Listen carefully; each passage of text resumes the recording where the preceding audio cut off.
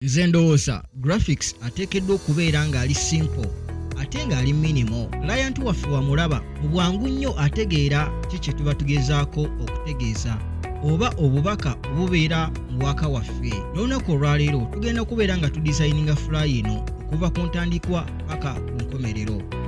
Amanya gange nze ali mu graphic. Badde nkusaba osubscribinge YouTube channel yaffe. Tweyanziza nnyo, tweyanzeege. Kakati woba otunuulidde waka waffe ono ali simple ate nga ali minimal. Wano mu layers olaba nti no tulina layers ntono nnyo okamala. Ono waaka katumutandike okuva ku ntandikwa. Kakati tugenda ku file, then ku file tugambe nti no new, then wano ku new zino ze dimensions zenkozeseza. Mu width nkozeseza 2500, then mu height nkozeseza 3000. So then ngenda gamba this is camera. So then ngenda kunyiga create, then nfune blank space. Kakati mu kusooka njagala nfune kye bayita background. So ngenda kujja wano nfune rectangle tool, then zijje nkube background yange bweti. Nenjagala background nga ya white. So ngenda mu fill, then choosing white color. Then njagala wano mu layer, I want to convert this into a smart object. So ngenda kunyiga right click, then ngende convert to smart object. Wemalirizaawo ngenda mu filter, then mu filter ngenda mu noise, then ngenda ku addinga noise. Then this is my noise. Osobola okuzanya nono noise wo nga bw'oyagala, so wanga genda kubeera around 20s to 25 around there. So ngenda kugamba okay. Then kino ekifaananyi kyange kye ngenda okukozesa, ngenda ngambe right click, then ngambe nti no open with nonde Photoshop, then ngambe okay. So kino ekifaananyi kigenda kugulawo munda mu Photoshop. Wekimala okugulawo, then ngenda mu select kuba njagala nzijjeko background. So ngenda mu select, then ngambe subject. So then Photoshop egenda calculatinga yo tracing object eno.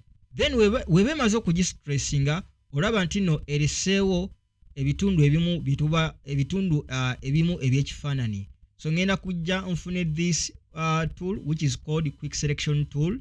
Wemala okufuna quick selection tool ngenda ntandike okuextendinga ebyo ebitundu smart selection byetakoze bwenti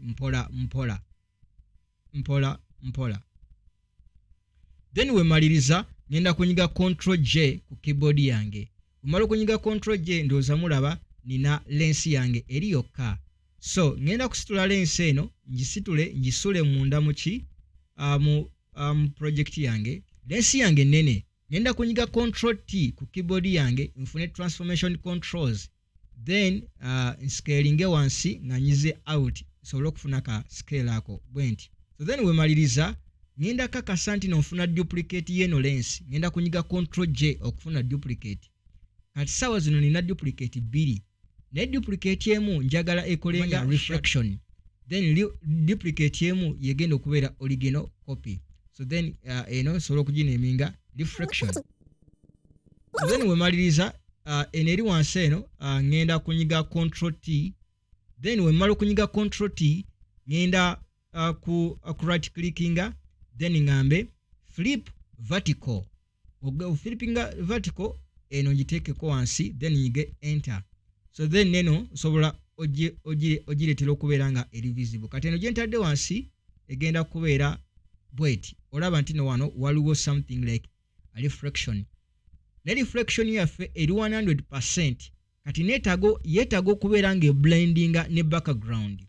Tugenda kikola tutya? Ngenda kuddira eno reflection zijja wano nyige ku mask, ngiteekeko mask. So eno mask ngenda kufuna gradient tool. Jukira gradient tool ena values eya black neya white. So black it removes, then white it adds. So ngenda ku drawinga kugondi ya fao olaba nti no I have a nice reflection. Njagala ka reflection wekatyo. So then wemaliriza bino byonna byonna ebibiri nsobola okubi grouping awamu. So then I can group them together bwenti, then ngamba eno camera.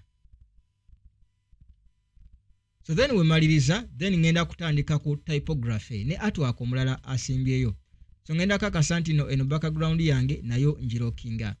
Era ndooza mulaba nina layers ntono nnyo okamala. So kati eno kamera yaffe eno already erabika bulungi nnyo naye ngenda gifuula ntonoko. So ngenda kujja wano mu selection wano ewo wabeera nga waliwo layers, switchinga obeere nga osobola okukwata groups. So then wenyiga control T bino byonna mwana wattu nsobola okubikwata omulundi gumu.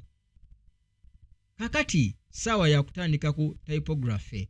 Ngenda kakasa nti sina layer gye selectinze. So ngenda kufuna type tool yange wano oba osobola okunyiga letter T ku keyboard yo. So then ngenda kukyusa color, njagala this bluish bweti, that bluish. Then ngenda gamba okay. Then ngenda kutypinga wano ekigamba nti camera. So then wenyiga camera ngenda kujja wano nkozeseza font bagita Montserrat, ngenda kugiteeka wansi mu description. So then n'ekifaananyi kyenkozeseza nakyo ngenda kukiteeka mu description ya video eno. So ngenda kujja wano ku font style, then ngenda kuselectinga black so that I can have that thick word. Then ngenda kuscalinga font yange ebeere nene nnyo, size egenda kubeera nene nnyo okamala. So double clickinga era kuscalinga size ebeere nene nnyo okamala like this. So then we malizaawo njagala emabega nkubeyo shape. So ngenda kufuna wano this shape, then I'm going to draw it back here. Wait. So shape eyo ngenda kugireka nga nayo erina kale eyo. Naye shape eno njagala ebeere mabega, so ngenda kuddira shape eno ngiteeke emabega wa camera so that eri mabega nnyo. So then kati kino ekigambo camera ngenda kukikufunamu copy ey'okubiri. Ngenda kunyiga control J beere nga nina ebigambo bibiri ebya camera. So then eno copy ey'emabega, eno copy eno original copy nayo ngenda giteeka mabega weyo shape. Then eno copy gye creatinze esembyeyo ngenda kakasa nti noyo nyiga right click, then I rasterize that type. It is being rasterized. So kati then njagala nfune selection nga njikopa ku shape eno gye nakubye wano wansi. So ku keyboard yange ngenda kunyiga control olaba bumper that selection. So ngenda kuddayo selecting copy eyo eno eya waggulu eya camera copy, then ngenda kunyiga control J. Kiba kitegeeza bampadde ka copies okuva mu bampadde copy okuva mu kino ekigambo. So kino ekigambo camera ngenda kukijjako. So ngenda kuddira kano ka copy kenva okukola, ngende wano mu effects, then nteekeko color overlay. So then color overlay njagala something like that yellowish, which is great. Then ye yebadde artwork waffe abadde mwangu nnyo okamala.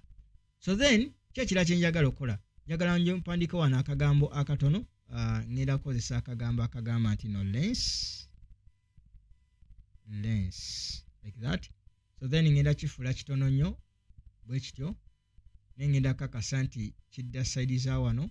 Then ngenda kakasa nti no font style instead of being black ebeera something like light oba regular.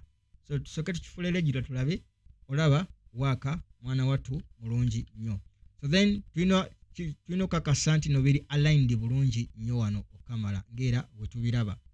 So then wetumaliriza wano wansi twagala tuteekewo contact. So ngenda kuddira wano, ngenda kufuna ka shape kange wano, zijenka drawing wano bwent bulungi nnyo like this where I want to put my contact. Then ngenda kakasa nti no I have rounded edges. Then ngenda kakasa nti no I have this color so that waka waffe ali balanced when it comes to color. So then maybe nsobola okufuna another copy to make it to exaggerate more. Ngenda kufuna another copy, then eno copy eri wansi nsobola okukopa eno color, then eyo copy ninjiteekako wansi bwenti katono nnyo okamala, so that ngezaako okubalansinga colors zaffe zibeere nga zibunye bulungi. So ngenda kuddira kino ekigambo kino lens kinawandiise wano, nsobola kiteeka waggulu. So then ngenda kunyiga control J fune duplicate yakyo, then copy emu nsobola giteeka wano bwenti, then double clickingako nenkakasa nti no size ntono muko okubajjukira sawa ya kuwandika simu yange. so ngenda kunyiga star 256 then 700 29655. So then esimu eno era ekyali neneko ngenda kunyiga control A okuselectinga characters zonna, then ngenda kukendeeza ku size, then waka wange mwana watu bwatyo bwafaananye. So then njagala kunfuna wano ka icon ak'essimu. So kye tugenda okukola, tugenda kujja ku file, then ku file tugambe link oba link embedded, either of the two. So then tunoonye ewali icons zaffe. So then ngenda kukozesa icons zange nziteeka wano. So ngenda kufuna any icon, ngenda kukozesa this icon, then I'm going to scale it down. Ngenda kakasa nti ngiscalinga wansi, giteeke wano. So waka waffe bwati bwafaananye mwana watu mwangu nnyo. Jukira ono waka waba beginner abo abatandika okubeera nga badesigninga munda mu Photoshop. So waka waffe asobola okubeera nga afaananye bwati. So leero bino bye tudesignize olunaku olwaleero. Ngenda kubeera nga mbalaba mu tutorial enaabeddako, naye gwe eyakatweyungako mbadde nkusaba osubscribinge, olikinge era osharinge video zaffe zino. Ngenda kubeera nga mbaweereza videos nnyingi nnyo wano ku YouTube channel eno eya Media Value. So amanya gange bampita ali mu graphique oba ali mu Mutyaba. Ngenda kubeera nga mbalaba mu Canada ko, ka episode ya Canada ko. Musibe bulungi, mweraba.